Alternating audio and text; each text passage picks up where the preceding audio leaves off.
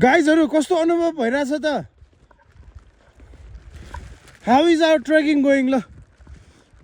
एकदमै बवालै भइरहेछ है ल के तपाईको केही दुई शब्द राखिदिनुस् थोरै मौसमले साथ्यो भने हामी लार्खे पास पनि क्रस गर्छौँ तर मौसम हेर्दाखेरि अब के हुन्छ अहिलेसम्म भन्न सक्ने अवस्था छैन अहिले चाहिँ हामी अन द वे टु साम्दोमा छौँ होइन यतिखेर चाहिँ हामी यो लगभग भ्याली जस्तोमा छौँ भ्यालीमा छौँ यतापट्टि हाम्रो वीरेन्द्र ताल छ यतापट्टि त्यसपछि त्योभन्दा माथितिरको जुन पाहाड देखिरहेको छौँ हिमाल देखिरहेको छौँ त्यहाँ चाहिँ हामी त्यहाँबाट चाहिँ हामी मनसलु बेस क्याम्पसम्म जान सक्छौँ हिजो हामीले एटेन्ड गरेको थियौँ हामी लगभग 4500 मिटरको उचाइमा पुगेर फर्किनु पऱ्यो हेभी स्नोफलको कारणले गर्दाखेरि र